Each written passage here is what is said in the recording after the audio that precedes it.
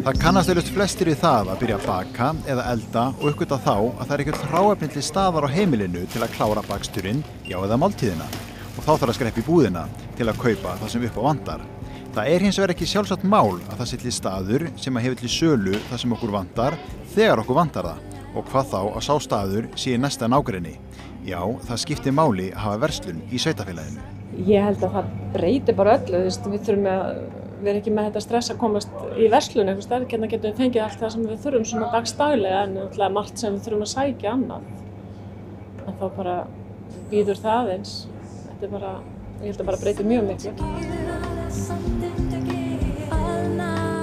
Vöruúrval náttúrulega bara svona, þú veist, svona grunnurinn að því sem við þurfum. Þú náttúrulega farið ekki tvinna og nálar og svoleiðis, þetta náttúrulega bara matvara, svona bara það helsta.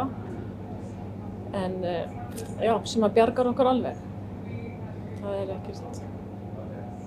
ekkert hérna, held ég neitt vandamál þannig og fólk bara fyrst það ekki til hérna þá bara býði aðeins að ég nota bara eitthvað annað.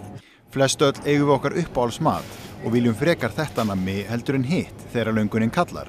Í fámennari sveitarfélögum skiptir því máli að læra inn á þarfir íbúanna og vera með vöruúrval sem að uppfyllir þeirra þarfir.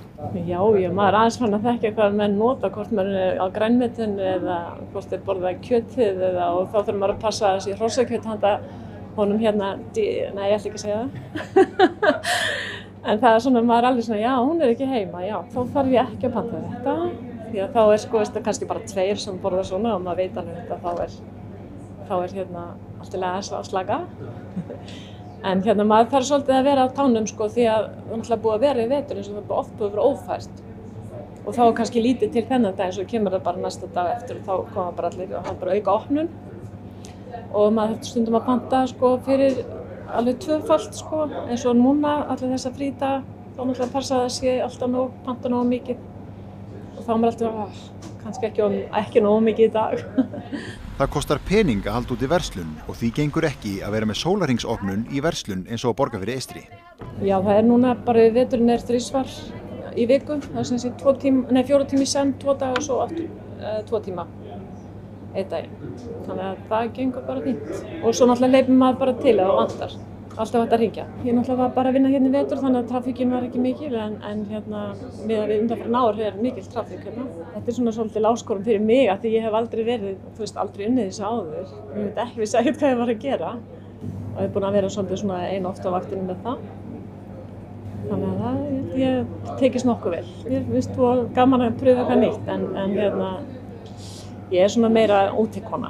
Þetta er bara mjög gott fólk og dugleg og búin að standa sig vel að halda þessu úti sko. Eigum það mikið að þakka. Búðin á Borgarfirði Eystri er meira en bara búð. Þar koma íbúar saman, ræða málin, fara með sögur og hafa gaman af. Já, við setjum svona smá nammiskál og þeir kíkja í nammiskálinu, veitum hvort það er eitthvað og svo setjast menn að fá sér kaffi og ræða málin, lesa bændablaðið og bera saman bækur sinni eitthvað. Þetta er bara fínt sko. Þetta er svona félagsmiðstöð svolítið. Það eru bændur að athuga hvort það er heimtum vel og sjómenn að spjalla aflann og bara allt mögulegt.